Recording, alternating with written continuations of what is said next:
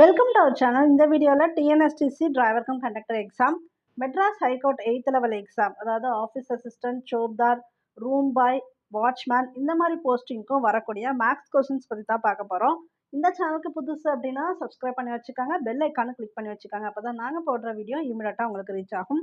இப்போ வீடியோக்குள்ளே போயிடலாம். 53/17 தலைகீழி என்ன? 2 செகண்ட்ஸ் டைம் தரேன், ஆன்சர் கெஸ் பண்ணுங்கள். அதுக்கப்புறம் நான் ஆன்சர் சொல்லிடுறேன்.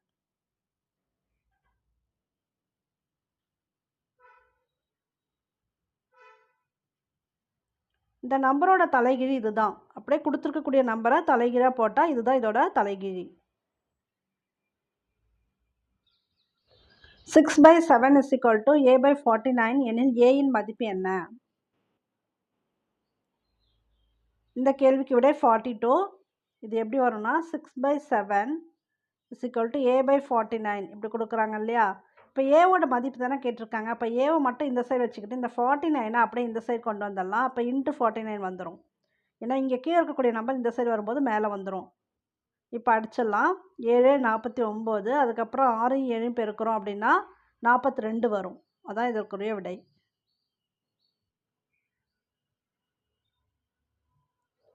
இதை அப்படியே மேட்ச் பண்ணுங்க.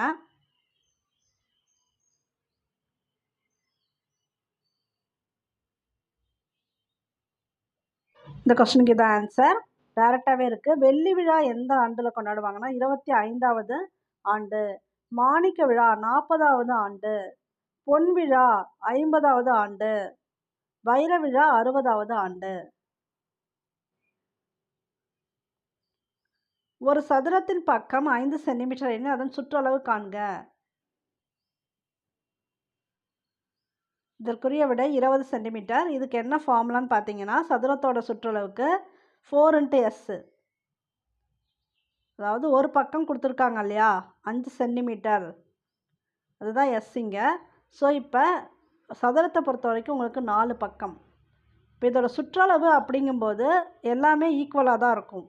அதாவது பக்கங்கள் சதுரத்துக்கு ஈக்குவலாக இருக்கும். இங்கே 5னா இங்கேயும் 5, இங்கேயும் 5, இங்கேயும் 5. இதை நீங்கள் கூட்டினாலும் இதே ஆன்சர் தான் வரும். 5 10 15 20. சுற்றளவு மட்டும் எப்போவுமே சுற்றி இருக்கக்கூடிய அளவுகளை கூட்டணும். அப்படி நீங்கள் ஞாபகம் வச்சு போட்டாலும் சரி, ஃபார்முலா டக்குன்னு ஞாபகம் இல்லைனாலும் அப்படி போட்டுக்கலாம்.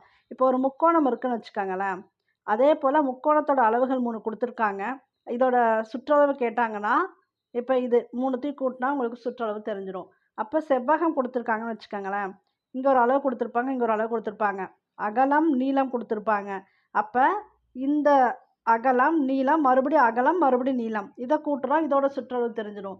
எந்த பிக்சர் கொடுத்தாலும் சரி, அதை சுற்றி எவ்வளோ அளவுகள் கொடுத்துருக்காங்களோ அதை கூட்டிட்டாலே சுற்றளவு தெரிஞ்சிடும்.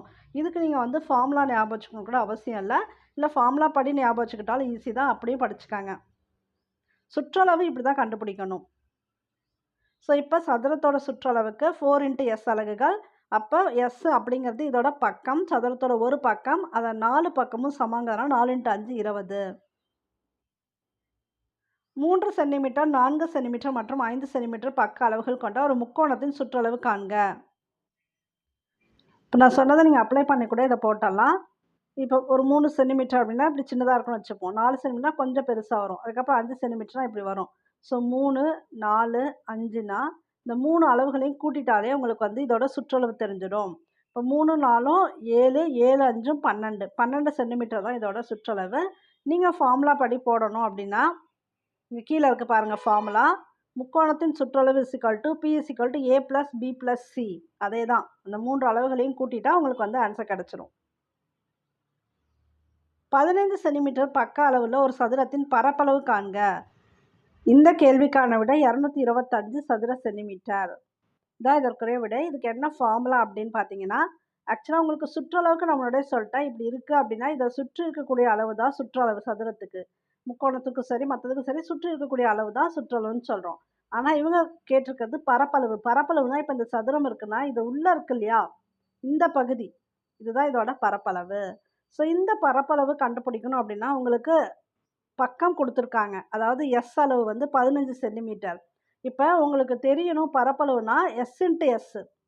இங்கே இருக்குது பாருங்கள், சதுரத்தின் பரப்பளவு A = S × S சதுர அலகுகள். இந்த கொடுத்துருக்கக்கூடிய அதே பக்கத்தையே பெருக்கிக்கிட்டால் உங்களுக்கு வந்து இன்னொரு தடவை போட்டு பெருக்கிக்கிட்டால் உங்களுக்கு ஆன்சர் கரெக்டாக வந்துடும். அதான் எஸ் இன்ட்டு எஸ் சதுர அலகுகள். அப்போ 225 சதுர சென்டிமீட்டர் வரும் 15 × 15.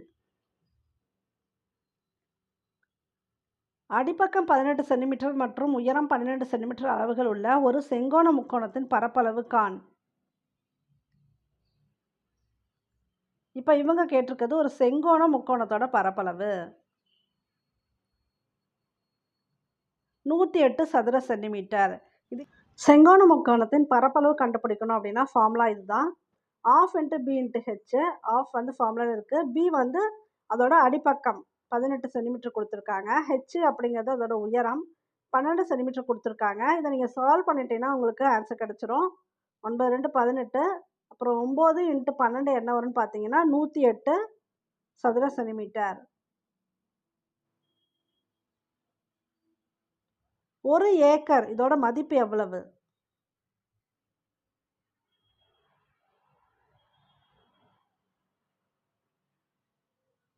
(4046.86 மீட்டர் ஸ்கொயர்). ஒரு முக்கோணத்தின் 3 கோணங்களின் கூடுதல். இந்த டைப் ஆஃப் சம் நம்ம ஆல்ரெடி பார்த்துருக்கோம் வீடியோலே. 180 டிகிரி 3 கோணங்களோட கூடுதல் பார்த்தீங்கன்னா உங்களுக்கு என்ன வரும் அப்படின்னா 180 டிகிரி வரும் டோட்டலாக. ஒரு செங்கோண முக்கோணத்தின் கோணங்கள்.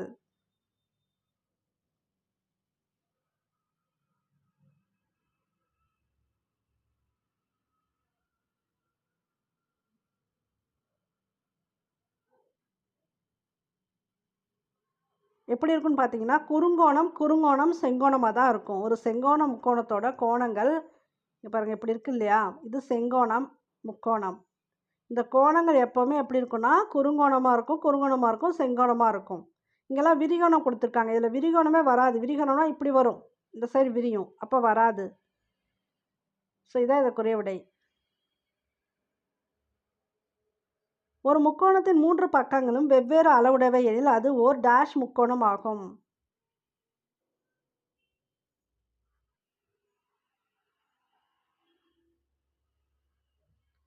அசமபக்க முக்கோணம்.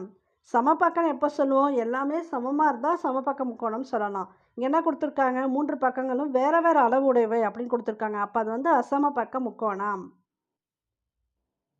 ஒரு முக்கோணத்தின் ஏதேனும் ஒரு கோணம் செங்கோணமாக இருப்பின் அது ஒரு செங்கோண முக்கோணம். இப்படி இருந்துச்சு அப்படின்னாலே இது 90 டிகிரி. ஒரு முக்கோணம் இப்படி இருந்துச்சு அப்படின்னாலே அது செங்கோண முக்கோணம். இந்த ஸ்ட்ரைட் லைன் வந்துச்சுன்னா. மதன் என்பவர் ஒரு கட்டடம் கட்டும் நிறுவனத்தில் வேலை செய்கிறார். அவர் ஒரு மாதத்திற்கு ரூபாய் 57,385 ஊதியமாக பெறுகிறார். ரூபாய் 48,500 அவருடைய குடும்பத்திற்காக ஒவ்வொரு மாதமும் செலவு செய்கிறார் எனில் ஒரு மாதத்திற்கு எவ்வளவு சேமிக்கிறார்? இது போட்டு பாருங்கள், இது ஈஸி தான்.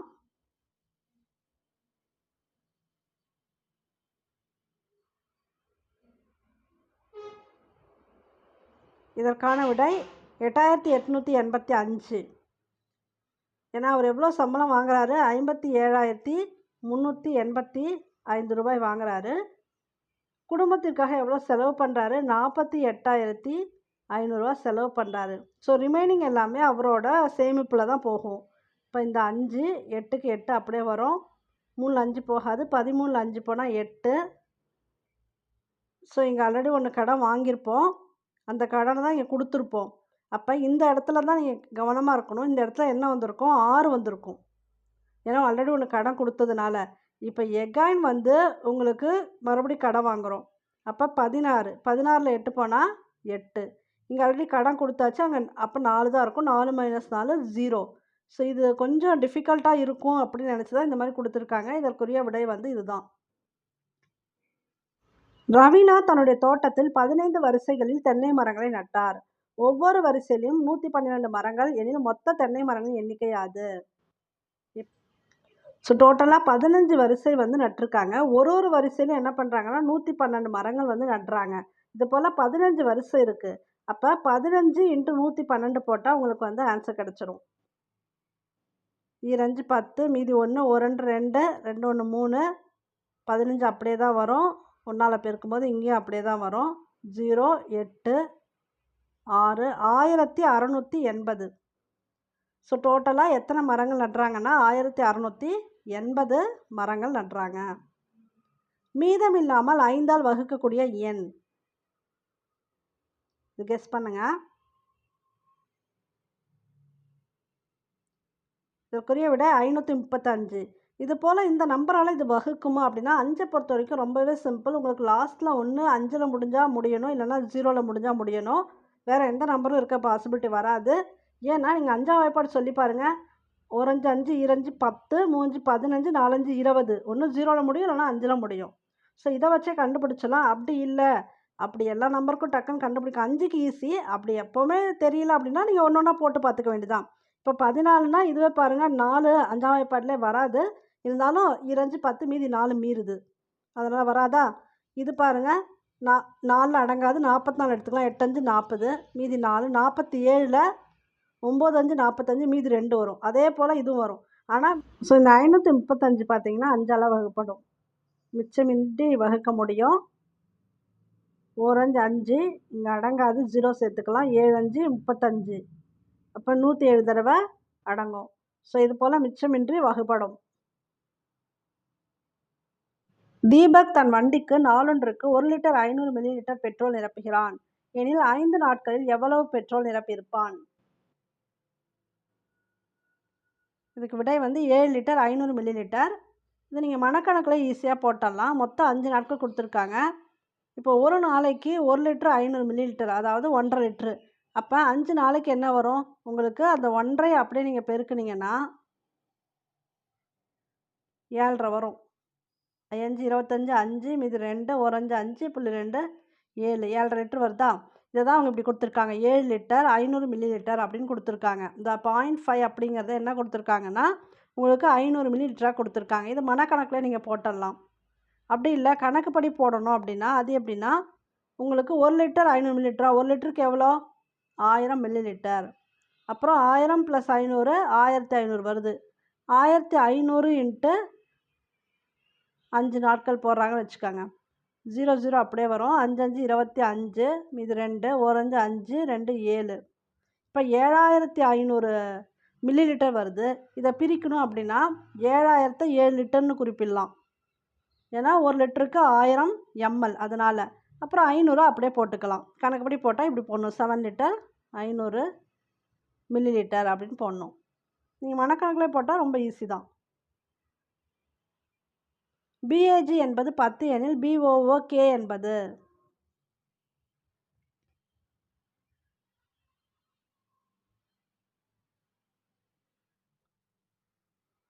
இதுவுமே மேக்ஸ் புக்கில் இருக்கக்கூடிய சம் தான். BAG 10ன்னு கொடுத்துருக்காங்கன்னு வச்சுக்கோங்களேன். பியோட மதிப்பு ABCDயில் 2வது இடம். ABCD போடுறோம் இல்லையா, அதில் பியோட மதிப்பு 2வது இடம். அப்போ 2ன்னு இதுக்கு மதிப்பு கொடுத்துக்கிறாங்க. ஏவோட மதிப்பு 1. அப்போ 1 + 2 + ஜியோட மதிப்பு 7 வரும். ஸோ டோட்டலாக கூட்டினீங்கன்னா 7 2 1 மொத்தம் 10. ஸோ இதே போல் லாஜிக் படி BOOK என்பது என்னென்னு கேட்குறாங்க. பியோட மதிப்பு 2ன்னு தெரியும். ஓவோட மதிப்பு பார்த்தீங்கன்னா 15. A to Z ஆர்டரில் ஓங்கிற இடத்துல அதோட மதிப்பு என்ன வரும் பார்த்தீங்கன்னா 15வது இடம். அப்போ திரும்ப ஓ தான் கொடுத்துருக்காங்க இல்லையா, திரும்ப 15 போட்டுக்கிறோம். K என்பது எவ்வளோ வரும்னு பார்த்தீங்கன்னா 11 வரும். இப்போ இது எல்லாத்தையும் கூட்டுங்க. 30 32 42 43 வரும். இதுதான் இதற்குரிய விடை. இது போல் லாஜிக்கல் சம்மு தெரிஞ்சு வச்சுக்காங்க. 7 எழுதுகோள்களின் மொத்த விலை ரூபாய் 105 எனில் ஓர் எழுதுகோளின் விலை என்ன? இந்த டைப் ஆஃப் சம்மு நிறைய பார்த்துருக்கோம். இதற்குரிய விடை 15. எப்படின்னா உங்களுக்கு 105 ரூபா கொடுத்துருக்காங்க. என்னது? 7 எழுதுகோள்கள், அதாவது ஒரு பென்சிலோ பென்னோ 7 பெண்ணோட விலை 105 ரூபாய். அப்போ ஒரு பெண்ணோட விலை என்ன அப்படி தெரிஞ்சுக்கணுன்னா 105 7 போட்டாலே உங்களுக்கு ஆன்சர் தெரிஞ்சிடும். ஒரு 7 மீதி 3 35 வருது. 35. ஸோ ஒரு பெண்ணோட விலை வந்து பார்த்திங்கன்னா 15 ரூபாய். இதுவே இந்த மாதிரி சம்பளம் என்ன கொடுத்துருவாங்கன்னா இப்போ 7 எழுதுகோள்னு கொடுத்ததுனால ஒரு 14 எழுதுகோளோட விலை என்ன, 15 எழுதுகோளோட விலை என்னன்னு கேட்டிருந்தாங்கன்னா ஒரு எழுதுகோள் விலை கண்டுபிடிச்சிட்டு இன்ட்டு என்ன கேட்டிருக்காங்களோ அந்த நம்பரை போட்டு பெருக்கிக்காங்க, ஆன்சர் வந்துடும். 2.08 × 10. இதோட மதிப்பு என்ன வரும் அப்படிங்கிறத நீங்கள் மல்டிப்ளை பண்ணி கரெக்டாக என்ன ஆன்சர் அப்படிங்கிறத கமெண்ட் பாக்ஸில் போட்டுருங்க. இந்த வீடியோ பிடிச்சிருந்தா லைக் பண்ணுங்கள், ஷேர் பண்ணுங்கள், கமெண்ட் பண்ணுங்கள். இந்த சேனலுக்கு புதுசு அப்படின்னா மறக்காமல் சப்ஸ்கிரைப் பண்ணி வச்சுக்கோங்க. பெல் ஐக்கானும் கிளிக் பண்ணி வச்சுக்கோங்க. அப்போ தான் நாங்கள் போடுற வீடியோ இம்மிடியட்டாக உங்களுக்கு ரீச் ஆகும். ஓகே, தேங்க்யூ ஃபார் வாட்சிங்.